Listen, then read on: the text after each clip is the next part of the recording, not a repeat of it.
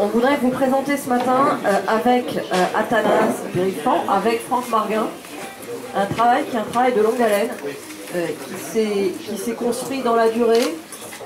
L'essentiel des mesures, les propositions qui sont faites ce matin sont nouvelles, mais en fait la philosophie d'un certain nombre d'entre elles a déjà pu être développée ou présentée.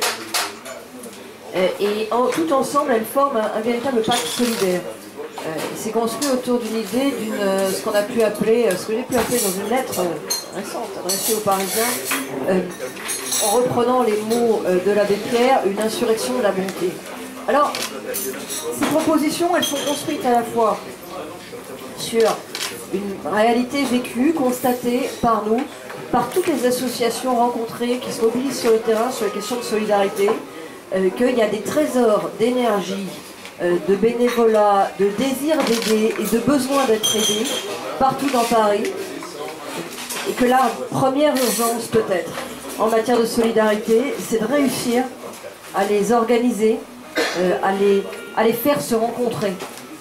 Ce qui nous a frappé beaucoup dans les rencontres avec les uns et les autres, avec par exemple le Secours Populaire, c'était très net, mais aussi avec des associations plus spécialisées sur telle ou telle problématique, c'était cette réalité que beaucoup de personnes se retrouvaient à certains moments en situation d'aider, à d'autres moments en situation d'être aidées, et que d'ailleurs parfois les deux situations se rejoignaient, y compris au même moment. Aider était une façon de rompre la solitude. Aider était une façon en se rendant utile, de trouver sa place dans la société. Et je ne parle pas ici de cas particuliers ou isolés, en fait, je parle d'un sujet, d'une problématique qui traverse toutes les associations de solidarité à Paris. Donc voilà, le point de départ, c'est qu'il y a un besoin d'être aidé et un désir d'aider formidable à Paris, qui sont un peu particuliers du fait qu'on monte à Paris pour y faire sa vie, qu'on cherche quelque chose de particulier à Paris, qu'il y a aussi beaucoup de solitude à Paris, à la fois beaucoup de densité et beaucoup de solitude, donc une alchimie en fait très particulière du point de vue de la solidarité. C'est le point de départ. Et puis il y a autre chose, il y a l'expérience particulière qui est celle singulièrement d'Athanas et de Franck, qui peut la mienne sous un autre angle. Et donc vous trouverez dans les propositions l'écho de cette expérience-là. Une expérience associative, une expérience de terrain, une expérience beaucoup auprès des plus en difficulté du côté de Franck qui a travaillé notamment sur les prisons. Et une expérience singulière à travers toutes les associations et les initiatives qu'il a construites autour de la fête des voisins du côté d'Athanas. Donc vous trouvez dans ces propositions non seulement une base de départ, il faut absolument mettre en valeur, utiliser, organiser les trésors de solidarité et de bénévolat qui existent dans Paris, et puis l'écho d'histoire et d'expérience personnelle, celle d'Athanas à travers les nombreux voisins qu'il a tissés à travers le temps partout, celle de Franck à travers son aide aux plus défavorisés. J'ajouterai une expérience personnelle à moi, qui est quelque chose qui m'a toujours beaucoup touchée dans la vie politique et au-delà, dans la vie personnelle, c'est la solitude dans la société contemporaine. La solitude à tous les étages. Il y a tous les étages parce que c'est à tous les étages d'un immeuble, c'est à tous les étages de la société, c'est à tous les âges. On est dans une société dans laquelle les liens se défont et chacun à un moment de sa vie peut se retrouver en situation de solitude. Ça peut être la solitude très profonde, c'est les personnes qui ont 2 vraies conversations par an. La vraie conversation, c'est pas juste je rends la monnaie au supermarché, la vraie conversation, c'est que je prends le temps de parler de quelque chose. Et ça existe, et c'est beaucoup plus courant qu'on croit à Paris. Quand on fait un porte-à-porte, par exemple, on tombe régulièrement sur des personnes dont on voit très vite que ça fait plusieurs jours qu'elles n'ont pas eu de vraies conversations, et ça se sent beaucoup dans la relation. Mais la solitude, c'est pas seulement la solitude de l'âge, ça peut être la solitude du jeune monté de province qui est à Paris et qui n'a pas le réseau qui va bien, la solitude de la mère au foyer qui n'a pas les diplômes qui vont bien pour travailler, de toute façon avec la crise elle ne trouve pas, elle est chez elle, elle porte aussi une forme de solitude. Ça c'est quelque chose qui est très présent dans la vie contemporaine, singulièrement à Paris, beaucoup de personnes qui vivent seules, donc beaucoup de choses à partager qui ne se partagent pas, beaucoup de personnes qui pourraient aider et qui pourraient s'aider en aidant, en fait des rencontres qui ne se font pas. Voilà, et c'est d'abord à ça qu'on veut répondre avec ces propositions de niveau varié mais toutes pragmatiques. Je passe la parole sans plus attendre à Athanas.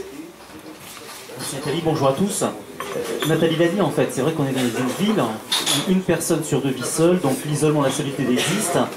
J'avais créé la fête des voisins quand l'idée m'est venue quand j'ai découvert une personne âgée qui était décédée depuis 4 mois dans son appartement. Et les voisins ne le savaient pas. Et c'est vrai que ces faits divers marquants nous montrent en fait qu'aujourd'hui, il est important et essentiel de retisser du lien. Parce qu'il y a des gisements de générosité chez les Parisiens. On le voit à travers l'engagement associatif, le Téléthon, à travers la générosité dans les dons, les pièces jaunes. Et pourtant, ce gisement de solidarité est inexploré aujourd'hui. La solidarité devrait reposer sur 3 piliers en fait aujourd'hui. La famille qui est le premier pilier de solidarité. Deuxième pilier c'est l'institution, les services sociaux de la ville, l'État. Troisième niveau, ce sont les solidarités de proximité. Et quand on regarde, leur fonctionnement devrait agir de manière complémentaire pour rendre la solidarité plus efficace. Aujourd'hui on voit bien, la famille elle se réduit à 2 générations. Quand vous habitez Paris, que vous avez un père qui est Alzheimer, qui est Marseille, vous pouvez être un bon fils solidaire, c'est pas simple. Voilà, l'institution, on se rend bien compte qu'aujourd'hui, il y a de moins en moins d'argent dans les caisses de l'État, c'est pour aujourd'hui qu'on va mettre des milliards d'euros supplémentaires sur la solidarité. Il y a ce gisement inexploré qui ne coûte rien en fait, que sont toutes ces solidarités de proximité simples à mettre en œuvre. Je pense aussi qu'il faut qu'on revisite ce mot solidarité. Trop souvent la solidarité est dans une dimension aidant-aider.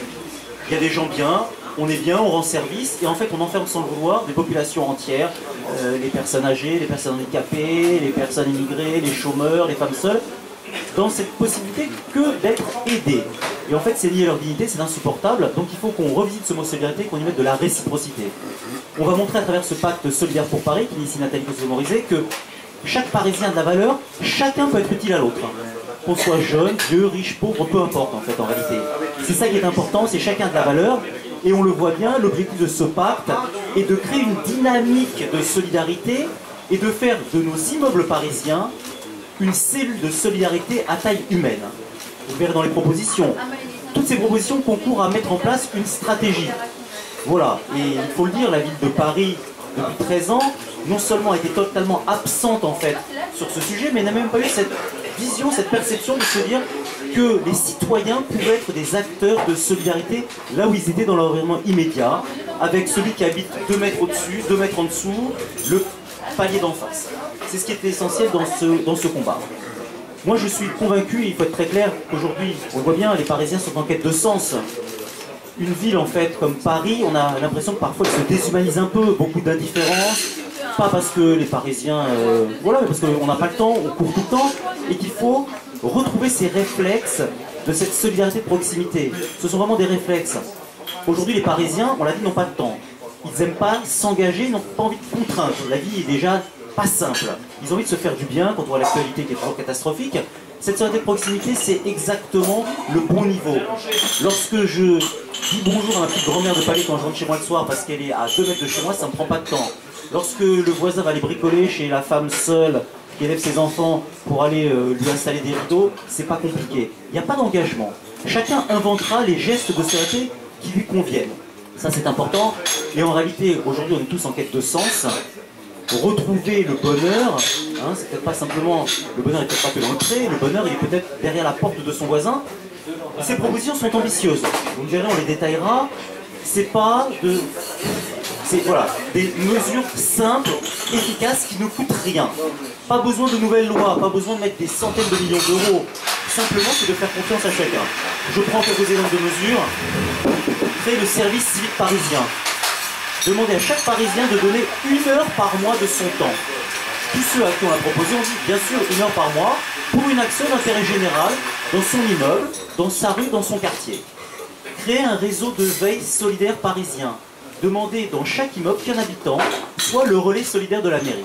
Tout simplement pour signaler aux services sociaux de la mairie une personne âgée qui perd un peu la tête, une mère de famille qui craque, un chômeur qui est au bout du rouleau, pour pouvoir être plus efficace et développer au sein de l'immeuble cette solidarité. Lancement d'un corps de réservistes solidaires parisiens. On se souvient en fait de la pandémie, de la grippe A. Heureusement, elle n'a pas été trop grave, mais on sait qu'aujourd'hui avec la mondialisation, c'est aussi effectivement les virus qui se propagent. Comment faire lorsqu'effectivement en cas de pandémie, en cas de catastrophe naturelle, avoir en fait des Parisiens qui soient prêts, lorsqu'on les sollicite, à venir renforcer l'institution, car on se rend bien compte que l'institution dans ce cas ne pourra pas tout faire. Redynamiser les conseils de quartier, c'est important aujourd'hui, les conseils de quartier, on le voit dans tous nos quartiers parisiens. Les habitants réclament, c'est le problème de propreté, c'est un trou qui n'est pas rebouché devant chez eux. Comment les mettre dans une logique de faire du conseil de quartier ce porteur de la solidarité de proximité? Lancement de maisons de voisins. Aujourd'hui, cette ville est aseptisée. On marche plus sur les pelouses, on joue plus dans la rue au ballon, on fait plus de vélo sur les trottoirs. Où est-ce que les gens peuvent se rencontrer aujourd'hui? C'est clair. Comment créer des petites entités? Une boutique qu'on louerait ici, dans ce quartier, une autre qu'on louerait là-bas, pour que les voisins se l'approprient dans cette cohérence de maison des voisins.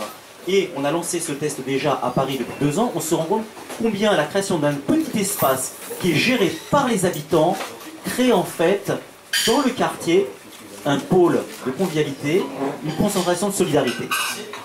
D'autres mesures très simples, le lancement d'un réseau de pharmaciens voisins solidaires, comment faire du pharmacien et de la pharmacie le premier lieu de solidarité en termes de santé. La pharmacie est aujourd'hui le seul endroit où vous pouvez voir un professionnel de santé sans rendez-vous. Comment faire pour en faire un relais de sécurité de proximité? Les gardiens d'immeubles. Un immeuble qui vire son gardien, c'est un immeuble qui perd son âme. On a un réseau à Paris de réseau d'anges gardiens, 5000 gardiens. Comment à Paris développer, stimuler les gardiens? On voit aujourd'hui que Paris Habitat n'a qu'une ambition, virer ses gardiens pour les remplacer par du personnel polyvalent. C'est un scandale. On voit que dans les résidences privées, lorsque le gardien part, c'est un drame pour les personnes qui sont seules. On a une crise du logement à Paris, on a des loges qui sont vides, on a des gens qui seraient prêts à intégrer ces loges et à rendre service. Comment favoriser l'implantation de gardiens et permettre à ces gardiens de devenir des piliers de solidarité? Le lancement d'un plan de soutien des personnes âgées. C'est très clair. Aujourd'hui, 15% des personnes qui sont en EHPAD, des personnes âgées qui sont en EHPAD, sont des personnes autonomes. C'est-à-dire qu'en fait, elles ont demandé à aller en maison de retraite tout simplement parce qu'autour d'elles, il y avait un vide affectif, un vide social. Et qu'elles se sont dit, peut-être qu'en allant en maison de retraite, je vais me faire des amis. On voit comment ça se passe, elles arrivent en maison de retraite, elles n'ont qu'une envie, c'est rentrer chez elles. Malheureusement, c'est trop tard. C'est donc un coût humain faramineux pour ces personnes. C'est un coût financier lourd pour l'institution. Comment faire pour que la mobilisation des services de proximité permette à des personnes âgées de rester chez elles? Voilà. On a comme ça un certain nombre de mesures, je ne vais pas toutes les énumérer. Je terminerai, je conclue en disant, vous voyez bien qu'elles ont une cohérence. Ces mesures visent en fait à mettre en place à Paris une stratégie pour rendre les Parisiens plus solidaires entre eux. Les Parisiens sont généreux, sont solidaires. Simplement, c'est pas facile d'être solidaire aujourd'hui. Beaucoup de gens qu'on interroge disent, j'aimerais bien être solidaire, mais je ne sais pas comment faire. Quand Nathalie, maire de Paris, dira aux Parisiens, c'est important, on va valoriser ces solidarités de proximité. On vous donnera des outils à disposition d'équipes pour que vous puissiez être plus solidaires dans vos immeubles. On vous donnera des idées. On va en fait créer ce réseau dynamique. On rendra un grand service aux Parisiens parce que, je le redis, le bonheur de chacun passe par sa capacité à se sentir utile. Et que chacun a de la valeur, chacun peut être utile à l'autre. Merci. Bon, je vous dirai juste un petit mot parce que Athanas a expliqué en long. Et moi, ce que j'aime en fait dans cette vision, non, j'allais dire, c'est dans la vision du programme de Nathalie, c'est l'idée en fait qu'on sort de ce combat traditionnel où la gauche subventionne, donne des milliards parce qu'elle considère qu'en fait la solidarité ne peut être résolue qu'à coup de budget supplémentaire. Et on sort de cette idée que la droite crie toujours au scandale sur les dépenses sociales et crie toujours au scandale parce qu'on donne toujours plus et toujours plus. Donc on a là une vision nouvelle du regard sur le plus fragile. On a là une vision nouvelle sur le regard de la solidarité, c'est-à-dire qu'en fait on pense que les personnes qui sont dans des situations soit d'isolement, soit de fragilité, sont acteurs de leur propre vie. Et c'est ça que j'aime dans ce programme, c'est qu'en fait on a enfin un regard d'égalité. C'est-à-dire que le programme de Nathalie, il passe sur l'idée d'un rebond. En fait, quand on est dans une situation de fragilité, c'est pas une situation à vie, c'est pas une situation pour toujours, c'est une situation momentanée, c'est un accident, c'est quelque chose qui s'est passé. Et il faut sortir de l'idée qu'on va condamner toute une population, notamment la population parisienne, à vivre toujours dans la dépendance et dans l'aide. Et c'est en cela que cette approche, ce regard est nouveau. Alors on a cité de nombreux exemples, moi j'ai été très sensible à titre personnel sur la maison des voisins parce que je me suis rendu compte que lorsqu'on voulait fêter les 70 ans de sa grand-mère, faire la communion du petit, faire simplement une fête entre amis, il n'y avait pas de lieu à Paris. Il n'y a pas de lieu. Il n'y a simplement pas de lieu. Dans toutes les communes de France, vous avez des salles communales qui se louent pas cher. Et à Paris, qui est quand même une succession de villages également. Il faut quand même aussi penser que Paris, toutes les grandes villes du monde sont des successions de villages. Et ben, il n'y a pas de lieu de rencontre, il n'y a pas de lieu où le lien social se tisse. Donc c'est entièrement nouveau, c'est pas forcément plus d'argent, c'est mieux dépensé, c'est un regard plus humain, c'est ce que j'appelle la fraternité. Je rappelle que c'est un des piliers de la République. Voilà, merci. Oui, eh ben, merci à vous. Alors la parole est à vous du coup.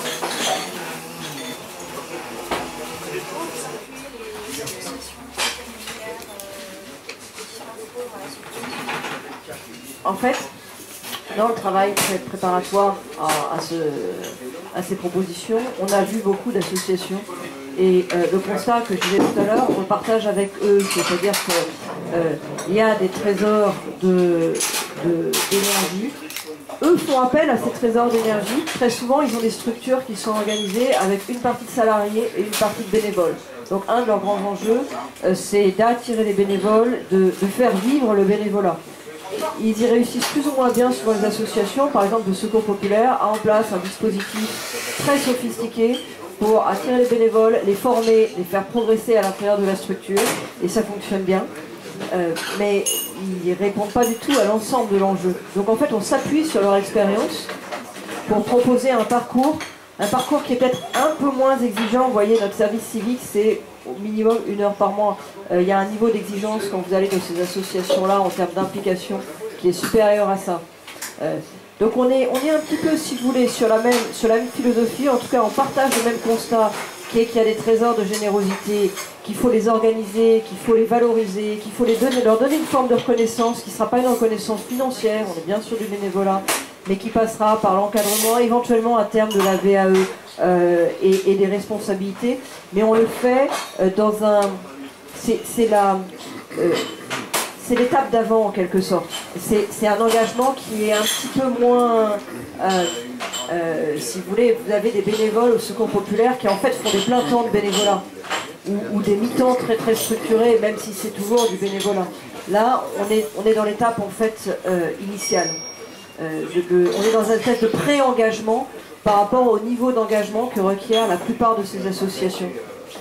D'une certaine manière, d'ailleurs, on doit pouvoir considérer, on en a parlé avec elles sur certaines des mesures, et elles étaient d'ailleurs plutôt intéressées, on doit pouvoir considérer qu'il y a un flou, en fait, entre les Parisiens qui commencent à aller s'inscrire directement comme bénévole auprès d'une association, c'est déjà très engageant.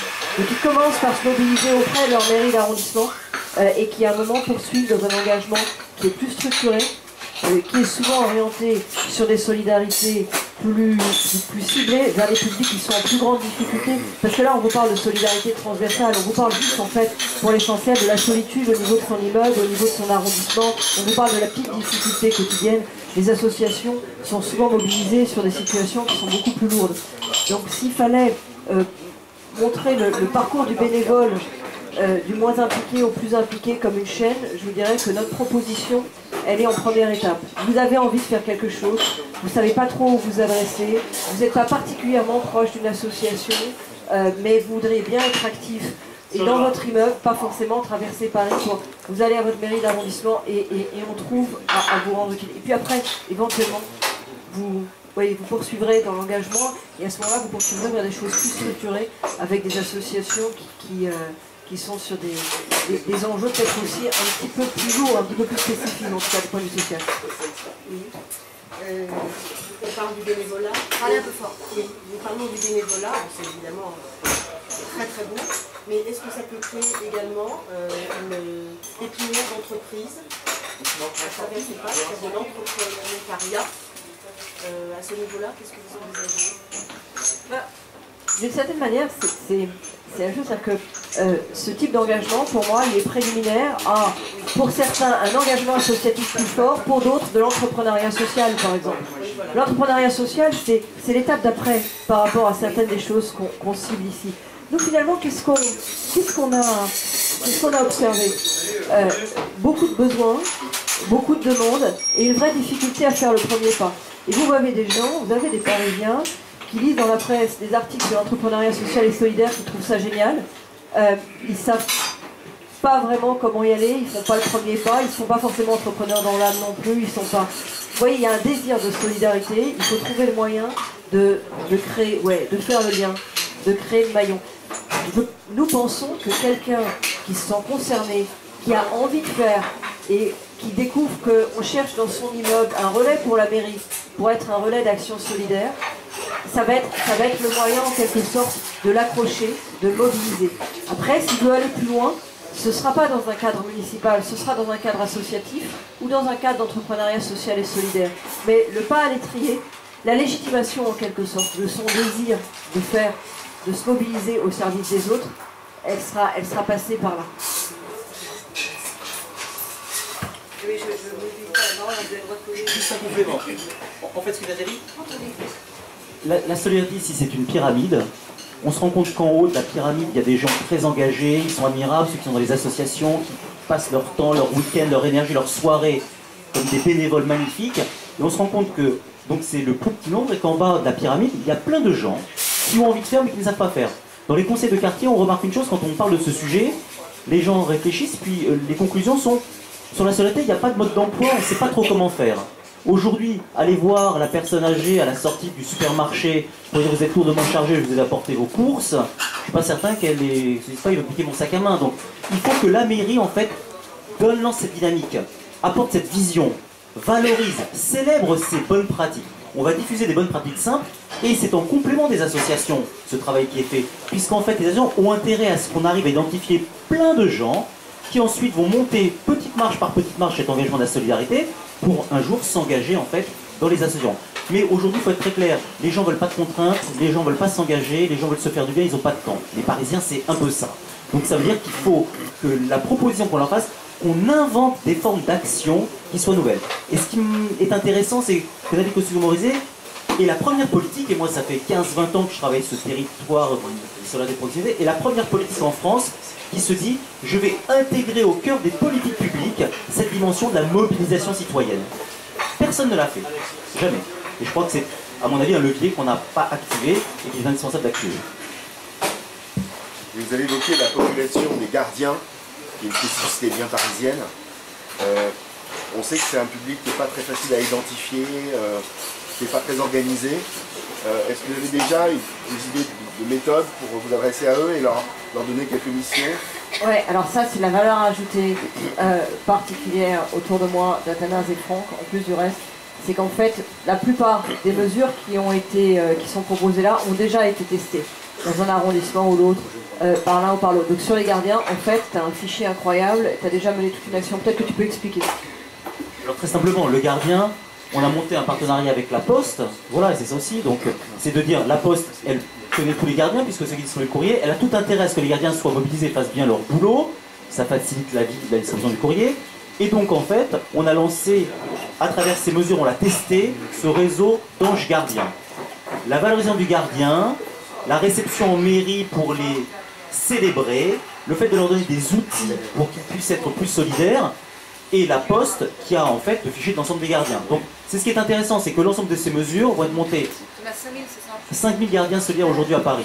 Étonnant, 5000 inscrits dans le réseau, ça veut dire qu'il y en a encore beaucoup d'autres, mais c'est là le rôle de la mairie. Le rôle de la mairie, ça va être de initier, de coordonner les différents partenariats. Des partenariats avec La Poste, on l'a cité, mais lorsqu'un ascenseur est en panne, et récemment dans le 20e, France 3 a fait un reportage sur un ascenseur qui était bloqué depuis 3 mois. La personne de 85 ans ne pouvait plus descendre, la femme enceinte de 8 mois ne pouvait plus descendre. Qu'est-ce qui s'est passé? Rien. Alors qu'on monte un partenariat avec les ascensoristes, et qu'est-ce qu'on fait? On crée en fait un réseau, on profite de cette opportunité, de ce problème de la vie quotidienne, pour mobiliser les habitants. Et lorsque je descends ma poubelle du 5e, je peux m'arrêter au 4e pour promener le chien de la petite dame âgée du 3e, etc. On va vraiment profiter de toutes les situations de la vie quotidienne où la facilitation de la vie peut se passer par la solidarité de proximité. Ça c'est important. Le rôle de la mairie, c'est d'avoir cette vision, de la porter, d'exprimer un discours, de créer la dynamique, de mettre les partenaires en route, de légitimer les actions. Et puis après, vous serez surpris. Les habitants eux-mêmes vont se mettre en mouvement. C'est ce qui fait la force, en fait, de cette dynamique. Concrètement, ça se passe comment? Il y a un référent en mairie, on va le voir. Comment est-ce qu'on en place tout ça finalement? Alors concrètement, c'est très simple en fait. Le maire de Paris va lancer la dynamique, va informer, va communiquer, va sensibiliser les gens, et ensuite il y aura effectivement un adjoint au maire chargé de l'obligation solidaire, il y aura des gens qui vont recevoir les gens en mairie. En fait, vous avez, ça marche de différentes façons suivant les mesures, si vous voulez. Sur le service civique parisien, on est vraiment sur de l'information à faire, de l'inscription sur Internet, sur papier, sur, vous voyez. Et ça, c'est quelque chose de complètement transversal. Sur les maisons de voisins, on est sur une expérimentation, le développement d'une expérimentation qui existe dans le 17e arrondissement. Donc il faut trouver un certain nombre de quartiers où on teste en fait une extension du dispositif. Sur le réseau de pharmaciens solidaires, c'est quelque chose à travailler avec l'ordre des pharmaciens.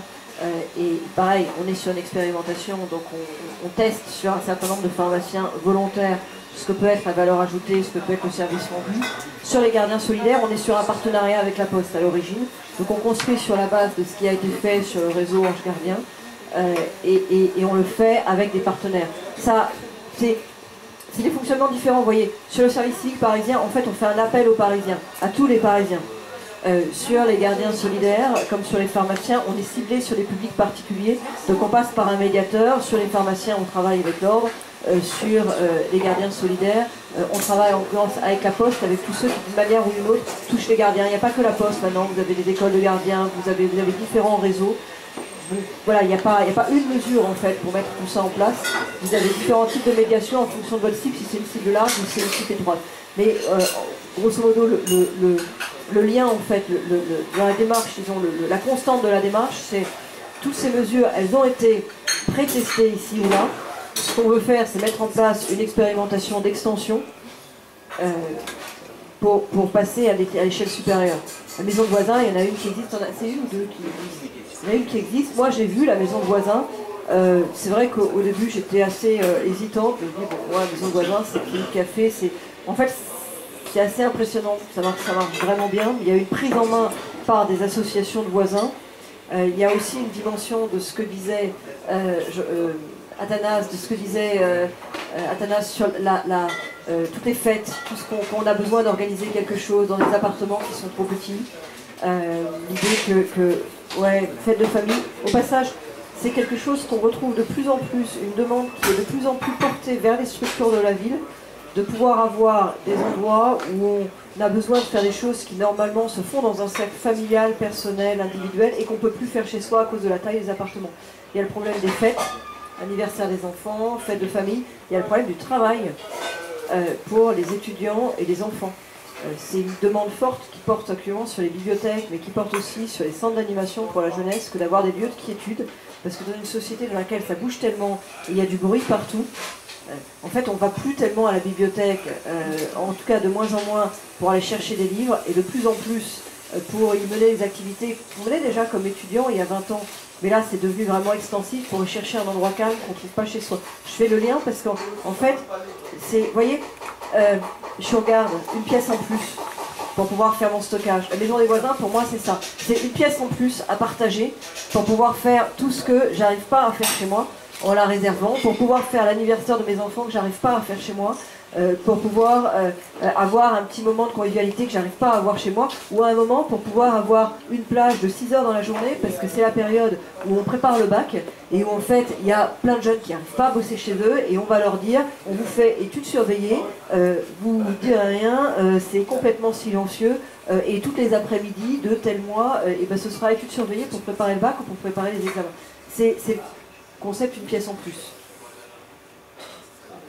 Par exemple que je regarde et pas forcément, mettez pas le nom de la pièce. C'est ça, c'est une pièce en plus, je regarde. Oui, mais je regarde, c'est pas lieu de vie, c'est pour le stockage de meubles. Mais c'est l'idée que tu peux louer qui s'appelle une pièce en plus. Oui, c'est ça, je crois que c'est l'idée qu'on peut louer une pièce en plus et pour faire du rangement. Et là, c'est l'idée qu'on a une pièce en plus à partager pour faire des choses qu'on peut pas faire chez soi. Ce qui est important, en fait, dans la philosophie du projet, c'est de se dire un peu comme on a eu dans les entreprises dans les années 80, on avait créé ces fameux sacs de qualité. On demandait en fait aux employés, quel que soit leur niveau hiérarchique, de participer à l'amélioration du quotidien, à l'amélioration de l'entreprise, de la vie d'entreprise, et bien sûr l'amélioration des produits ou des services. c'est un peu l'idée aussi que là chacun est partenaire, c'est-à-dire que c'est l'ensemble de la population qui est un acteur dans la proposition. C'est-à-dire que là où on a fait des propositions, ce qui est intéressant dans ce projet, c'est que ça ne va plus partir forcément d'en haut. Donc la mairie ne va pas dire ça se passe comme ça dans telle case et dans telle boîte, mais quelles sont les idées, qu'est-ce que vous pouvez amener dans la ville de Paris pour que les choses soient plus faciles pour ceux qui en ont besoin. C'est aussi une philosophie du fait. Alors, pour le lancement de ce programme, l'idée c'était en 2014 de faire de la question de la lutte contre la solitude et contre l'isolement une grande cause municipale, ce qui permet de parler en fait d'un sujet qui, ça fait partie des sujets, la solitude, l'isolement, c'est comme le suicide, c'est des sujets qui sont très présents dans les sociétés et dont on n'ose jamais parler parce que c'est difficile d'en parler. Et ne pas en parler, en fait, c'est renforcer le problème d'une certaine manière. Donc l'idée, c'est d'en parler beaucoup, en fait, pendant une année. En parler pour lancer ces différents dispositifs et l'accompagner par un lancement d'un appel à projet en direction de l'industrie sociale et solidaire, un appel à projet d'innovation sociale sur un certain nombre des problématiques identifiées. C'est-à-dire que l'idée, c'est d'organiser un bouillonnement dans la ville. On parle du problème, on propose aux gens qui veulent travailler de s'inscrire, on fait travailler les associations d'économie sociale et solidaire, et d'ailleurs les associations tout court, sur ce que sont les enjeux de la solidarité dans le monde contemporain, et on lance un appel à projet sur ce sujet-là pour faire bouillonner le milieu de l'économie sociale et solidaire.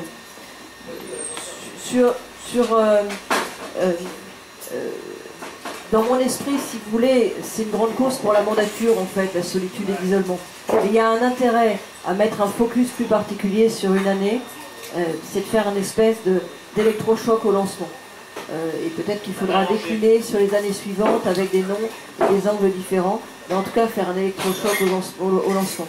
Alors, il y avait ce truc, là, pas de quartier pour l'indifférence. Je passe la parole à Athanas, pas de quartier pour l'indifférence. Pourquoi ce nom, d'où ça vient ? Alors, pas de quartier pour l'indifférence, c'était suite à ce décès que j'avais en fait découvert il y a quelques années. C'est le titre d'un livre que j'ai écrit. Et je pense que c'est une déclaration de guerre à l'indifférence. Le pas de quartier, en plus Paris c'est des quartiers. L'indifférence, elle mine notre vie à chacun parce qu'on peut être seul à 95 ans, on l'avait avec la canicule, mais on peut être seul à 25 ans en gagnant très bien sa vie. On peut être seul dans son groupe, c'est retrouver du sens à la relation. Et ce que je pense à Paris, c'est encore plus vrai qu'ailleurs, mais c'est un des principaux mots de notre pays, c'est que on est dans une société où la relation à l'autre est de plus en plus compliquée. Il y a une vraie difficulté relationnelle, voire une souffrance relationnelle. On le voit, c'est la vie est compliquée dans nos couples, entre parents-enfants, entre profs élèves, entre collègues de bureau, entre voisins, et que je trouve que la ville de Paris a été absente de ce territoire. Je trouve que c'est une faute politique en fait. Non seulement d'avoir été absent, mais de ne même pas avoir imaginé qu'on pouvait trouver des solutions. Et Nathalie propose ici une vraie innovation sociale, de dire en fait l'institution ne peut pas faire tout pour tout le monde, surtout dans le domaine de la relation. On n'est pas Big Brother à forcer les gens à entrer en relation. Mais comment on peut faciliter cette relation? Comment on peut réussir et passer en fait d'une société de consommation à une société de relation? C'est le problème de la transaction versus la relation. Je termine là-dessus, j'étais au Japon il y a quelques temps, on a lancé la fête des voisins au Japon, la ministre des Affaires sociales me disait, quand vous êtes tout seul au Japon, vous pouvez payer quelqu'un pendant 1 heure pour venir vous parler. Alors il y a deux manières de dire, soit on va faire une entreprise, il y a de business à faire, et on va dire c'est 35 € l'heure pour que je vienne vous parler 1 heure, soit un moment, c'est cher, c'est cher. Et je me suis rendu compte que lorsque je suis... Non mais l'enjeu il est là. Comment la transaction ne bouffe pas la relation? Il faut des domaines où la transaction qui est financière existe, c'est normal, mais il y a des domaines, et c'est un vrai combat, et c'est le combat qu'on va entreprendre sur Paris, de dire à un moment, il faut des espaces de gratuité. Les habitants peuvent se prendre en main, ils doivent se réapproprier cette ville. C'est important. Aujourd'hui, cette ville, elle finit par être aseptisée. On ne peut plus rien faire. Il y a des règlements partout. À un moment, de dire, on va la faire vivre, cette ville. Et il y avait Platon qui avait une très belle phrase, il disait, ce ne sont pas les pierres, mais les hommes qui font la force des remparts. Dans une ville, Nathalie, tu le sais bien, à Paris, ce ne sont pas en fait simplement le béton armé ou le bitume qui fait l'âme d'une ville, ce sont ses habitants. On l'a trop oublié à Paris. Je crois qu'il est important qu'on arrive à rendre la parole aux habitants. Ta citation de Platon me fait l'effet de toutes les nombreuses citations qu'on attribue à Lao Tzu, Sun Tzu et autres Socrates. Platon, c'est le mec utile auquel on prête une citation, comme disait le poète. Voilà. Bon, mais écoutez, le poète était à Merci à vous, on est à votre disposition. Merci à vous. Sacha Guitry joue mon rôle, par exemple. Dans Platon. Tu ne dis pas